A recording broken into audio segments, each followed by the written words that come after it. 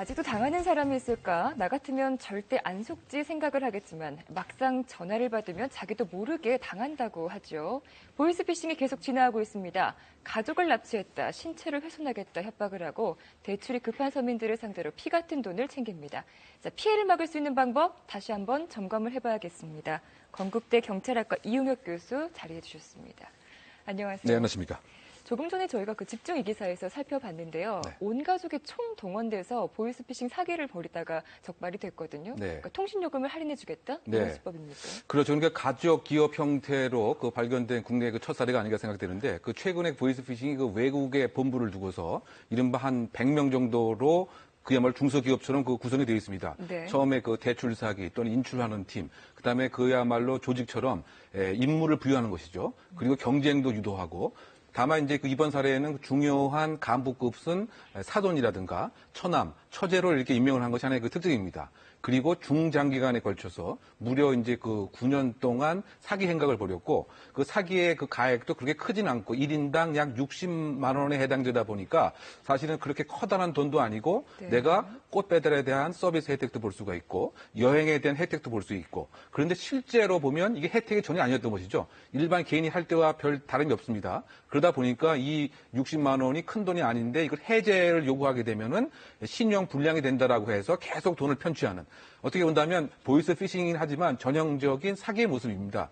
다만 전화를 이용을 하고 개인 정보를 이용한 것인데 이것이 가능했다라고 하는 것이 이 범인들이 소위 말해서 전화로 영어 학습지를 팔았던 전력이 있습니다. 네. 그러다 보니까 개인의 정보가 익숙할 뿐만이 아니고 어떻게 하면 쉽게 학습지를 많이 구독하는가 이 노하우도 함께 변형이 됐기 때문에 결국은 가족 기업의 보이스피싱이 국내에서도 장기간에 걸친 것이 처음 거래에 적발된 것이 아닌가 이런 생각이 듭니다.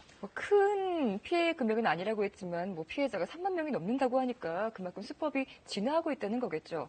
최근에 대전에서 있었던 일인데요. 가족의 목소리를 똑같이 흉내를 내서 돈을 빼내려고 했던 사건을 화면으로 보시고 이야기를 더 나누겠습니다.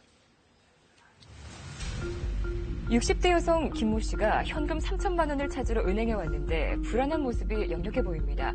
김 씨는 은행을 찾기 2시간 전에 딸이 사채를 갚지 않아서 감금이 됐다는 협박 전화를 받았습니다. 쓸데없는 말을 하는지 무슨 수작을 하는지 소리 다 듣고 있습니다. 그리고 엄마가 돈을 입금을 하면 나하고 가 가서 돈을 확인하는 거예요. 뭔 말인지 알죠? 저라도 만날 수가 있습니까? 제가 돈을 입금을 시키면 라도 만날 수 있냐고요. 오늘 기회가 갈도 같고 우리 딸을 위해서 좀 해야 되겠네요.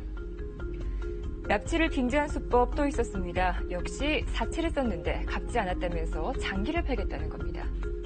신체 포기 각서까지 그걸 다 작성을 시켜놨어요. 이 변하고 콩파, 강마 이 3개만 떼어내도 우리가 받을 원금 5천만 원 충분하게 나옵니다. 야망치야, 좀 맞추시켜라. 예, 알겠습니다. 그리고 실제 당하면 얼마나 섬뜩하겠습니까? 그렇죠. 너무 궁금한 것이 이렇게 피해자들에게 전화를 하잖아요. 네. 가족들의 목소리를 들려줍니다. 네. 가족의 목소리가 아주 똑같다는 거예요. 그렇죠. 그것도 상당히 진화 발전된 수법이라고 볼 수가 있습니다. 대출에 관심 있는 사람이 일정한 이제 광고를 보고서 대출하게 됩니다. 그럼 그 목소리가 사전에 녹음이 될 수가 있겠죠. 그럼 그 목소리를 그대로 따라해서 연습을 해서 맞춤형으로 접근합니다. 최근에 발생한 어떤 보이스피싱 이 사건은 마치 성우와 같아서 네. 1인 5역을 했던 사건도 있습니다. 그만큼 이제 진화 발전이 되었고 여러 가지 개인 정보, 이 사람의 개인 대소사까지 다 알고 있는 상태에서 목소리까지 비슷하고 더군다나 내용 자체가 가족의 신변에 관련된 위협한 상황이다 보니까 차분한 생각을 갖기보다는 무엇인가 일정한 도움을 빨리 줘야 되겠다. 그러다 보니까 목소리가 완전히 일치하지 않는다 손치라도 네. 이 범인이 요구하는 대로 그대로 따라갈 수밖에 없는 즉 짧은 시간 안에 정보는 많이 처리해야 되고 목소리는 상당히 유사하고 그러다 보니까 대출을 하나의 미끼로 한 이와 같은 피해가 많이 있고요. 또 어떻게 본다면 이거 진화 발전하고 있는 것 같습니다. 지금 이 가족의 피해가 된 것도 어떻게 본다면 10여 년 전에 이 아이의 울음소리를 들려주면서 네. 또 전화 오는 내용 자체가 전화번호가 개작을 합니다. 즉 아이의 전화번호로 바꿔서 전화가 또 오기 때문에 상당 부분 이제 피해가 이제 많이 되었고요. 그 다음에 이제 진화했던 것은 이제 공공기관을 사칭하면서 당신의 통장이 범죄와 연루가 되어 있기 때문에 빨리 안전하게 이 돈을 옮겨야 된다. 이런 상태로 그 진화 발전을 했는가 하면 최근에 이르러서는 그야말로 대출 사기로 상당 부분 그 모습이 바뀌고 있다. 어떻게 본다면 언론에서 얘기하는 풍선 효과의 한 모습일 수도 있습니다.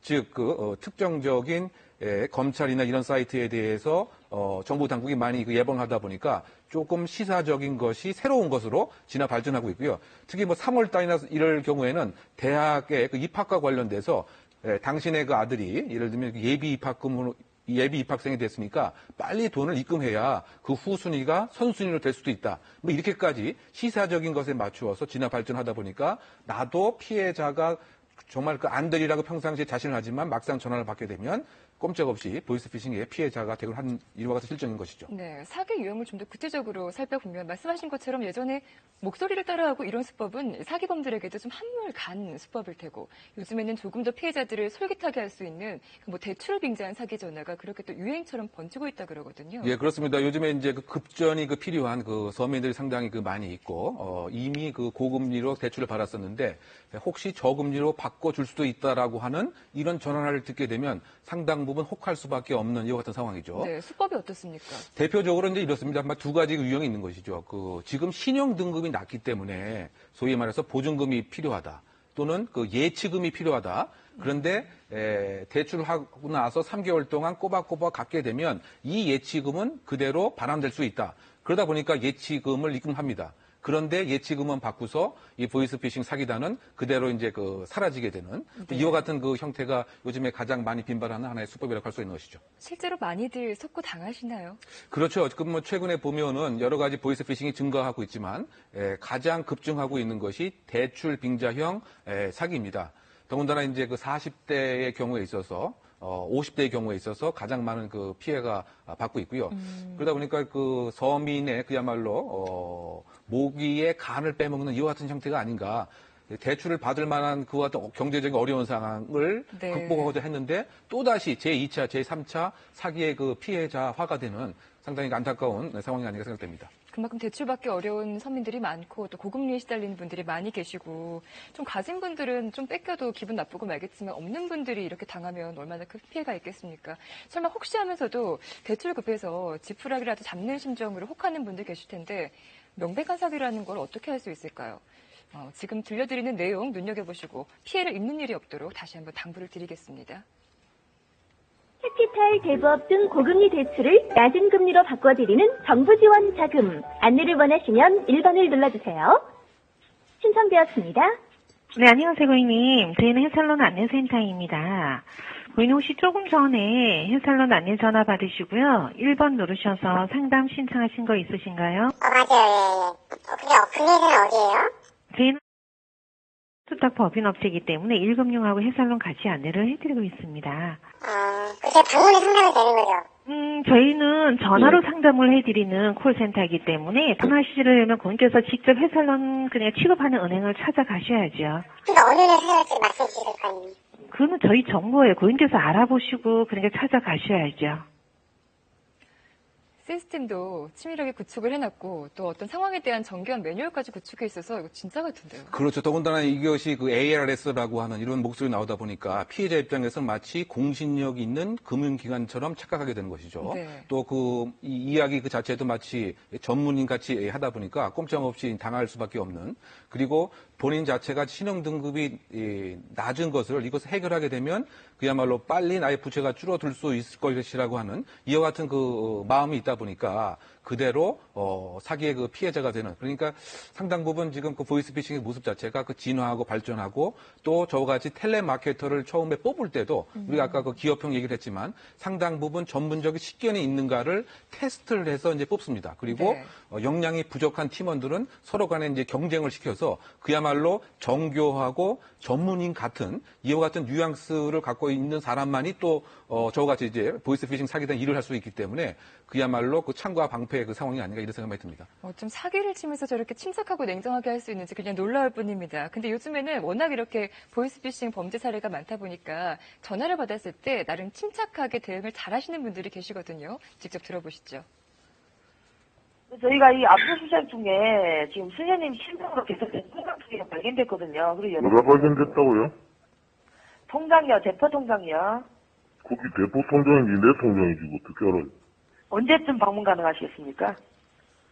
뭐 시간 하면 가야지. 뭐 먹고 살기 바쁜 사람이. 수사관 맞아요. 어디 경찰서 소속이에요? 서울지방경찰청이고요. 사이버 수사대입니다. 지능문제 수사팀이고요. 서현아 담당 수사관입니다. 계급은 경사고요. 뭐가 더 궁금하십니까? 그 전화번호 몇 번입니까? 182번이라고요. 안 들리시나요? 잘 안 들리니까 내가 물어보는 거 아니요. 와버려 빡빡하게 이야기해 삼는겨. 하지마. 어디가 아줌마입니까? 조선족 냄새가 솔솔 하는데, 에? 너나 조수떡 냄새가 슬슬 난다야. 서울중앙지검부로 오셔서 네. 박병호 수사관 찾아주시면 됩니다. 아시겠죠? 아직 나이도 많이 어리신 것 같은데, 네. 이런 거 말고 그냥 좋은 일을 찾으셨으면 좋겠어요. 빨리 정신 차리시고 좋은 일 하셨으면 좋겠네요. 사람들 그만 괴롭히시고. 그럼 나 한국 가면은 나 일 좀 시켜줘요. 한국 언제 오신대요? 오늘 언제 갈지 모르겠는데. 빨리 오세요. 빨리 오세요, 그냥. 그만 두시고. 뭐라도 할 수 있으니까 그만 두고 오세요, 얼른. 알겠어요. 끊어요. 네, 감사합니다. 좀 뭔가 통쾌하기도 하고 짠하기도 하고 그런데 네. 이렇게 전화가 왔다는 건 사실 내 개인정보가 다 털렸다는 그렇죠. 거잖아요. 예. 그러면 나의 정보를 다 알고 있는 사람들을 괜히 자극했다가 네. 또 다른 피해로 이어질 수 있지 않을까요? 그렇죠. 지금 리포트에서는 그나마 성공적으로 이렇게 순화도 시키는 이와 같은 끝났지만 또 상당 부분에 있어서는 이게 그 응징을 합니다. 왜냐하면 상당히 자기에 대한 체면이 손상이 되었고 네. 개인 신상에 대한 정보를 다 갖고 있기 때문에 이 집에다가 예를 들면 치킨이라든가 또는 피자라든가 이걸 엄청난 양으로 배달시킨 거죠. 실제로 이와 같은 사례도 거기 있었습니다. 그러다 보니까 그 불필요한 그 이야기를 계속 그 전개하기보다는 보이스 피싱이라고 인식이 됐으면 바로 전화를 그냥 끊어버리는 것이 제2차, 제3차 피해를 막는 하나의 방안이 아닌가 이런 생각이 듭니다. 뭐 앞서 봤지만 좀 무서운 경우도 있었잖아요. 가족을 납치하거나 협박하거나 이럴 때는 신고를 하고 싶어도 겁에 질려서 쉽사리 못할 것도 같은데 하지만 반드시 신고를 해야 되는 거잖아요. 그렇죠. 그러니까 그 당황할 수밖에 없는 상황이지만 그 차근차근 그 가족에 대한 얘기를 다시 되물어 보는 것이 필요하고 네. 그런데 혹시 그 만에 하나 정말 납치될 가능성을 배제할 수는 없기 때문에 시간을 조금 이렇게 끌면서 제3자를 통해서 그 경찰관 등에게 직접적인 그 신고를 하는 것이 가장 현명한 대안이 아닌가 생각됩니다. 피싱 사고 피해 신고 번호가 지금 자막 아래로 나갔거든요. 네. 참고를 하셔서 이런 전화가 뭔가 좀 이상스럽다 싶을 때는 바로 확인을 하셔야겠습니다. 보통 조직적으로 활동을 하시니까 요즘에도 검거가 잘 안 됩니까? 그 아무래도 이제 이게 점조직으로 그 이루어지는 것이 보통입니다. 그러다 보니까 돈을 인출하는 팀, 저렇게 직접적인 전화를 해서 기망행위를 하는 팀, 그다음에 총괄적인 기획을 하는 팀. 서로 간에 이제 모르는 것이죠. 네. 그리고 또 대포 통장을 모으는 수금책은 또 따로 있습니다. 그래서 그 일망타진하는 데는 상당 부분 한계가 있고요. 더군다나 그 많은 경우가 그 본부 자체가 이제 중국에 본부를 두고 있다 보니까 중국과의 그 철저한 공조 수사가 전제되지 않는 한 일망타진하는 데는 상당 부분 한계가 있다. 더군다나 그 최근에 이르러서는 여러 가지 그 시사적인 이슈로 진화 그 발전을 하기 때문에 상당 부분 어려움이 있습니다. 이제 네. 그럼에도 불구하고 최근에 이르러서는 이제 그 국민들께서 대처 요령이라든가 또 신고하는 방법이라든가라고 하는 것을 이제 많이 알고 계셔서 과거보다는 조금 피해가 좀 적긴 하지만 그럼에도 불구하고 한 10여 년 전에는 그 피해액이 한 550억 정도에 불과했지만 작년 같은 경우는 무려 2,500, 3,000억에 이를 정도로 상당히 그 경제에 많은 손상을 주고 있기 때문에 인프라에 대한 구축, 그러니까 대포 통장이라든가 이와 해외에서 전화가 오는 것이라든가 이거 사전에 막을 수 있는 인프라 예방 구축도 조금 더 체계화될 필요가 있지 않나 생각됩니다. 피해는 사실 스스로가 막는 것이기 때문에 거듭 강조하지만 여러 가지 유형의 사례를 정확하게 알고 있는 것이 중요할 것 같아요. 한두 가지만 더 살펴보고 마무리를 짓겠는데 요즘에도 그 문자로도 오고 그리고 네. 또 뭐 전화 와가지고 어디 숨겨놔라 돈을 이런 네. 식으로 얘기하기도 하잖아요. 이런 부분을 점검해 볼까요? 그렇죠. 그럼 예를 들면 이제 그 가장 사이트를 그 만들어서 그쪽으로 이제 유도를 하는 그 형태인 거죠. 마치 그 공식적인 금융기관인 것처럼 네. 또는 정말 검찰청인 것처럼 그런 다음에 이 개인의 개인 정보를 거기다 다 입력을 하게 만듭니다. 그러면 그 입력된 개인 정보를 이용해서 소위 말해서 이제 인터넷 뱅킹을 하거나 또는 그 사기 대출을 받아서 사라지는 이와 같은 형태가 있는가 하면 또 최근에 이르러서는 이제 그 조금 노인층을 대상으로 해서 직접 대면을 하는 것이죠. 지금 상당히 유급한 상황이니까 이 돈을 다 찾아서 집안에 냉장고에 두거나 네. 아니면 김치통 안에 들어라. 그리고 그 집에 있어서 미리 출입국 비밀번호를 획득합니다. 그래서 없는 틈을 이용해서 비밀번호를 사용해서 열고 들어가서 김치통 안에 있는 냉장고 안에 있는 돈을 그야말로 절취해서 나가는 이와 같이 혼합형도 상당 부분 보이스피싱한 모습으로 지금 이용되고 있는 상황이죠. 예전에 뭐 개그 코너에서 고객님 당황하셨죠? 이러면서 말을 하는데 정말 당황하지 마시고 침착하게 주위를 살펴보시고 도움을 또 요청하시면 되겠습니다. 자, 이용혁 교수와 함께했습니다. 고맙습니다.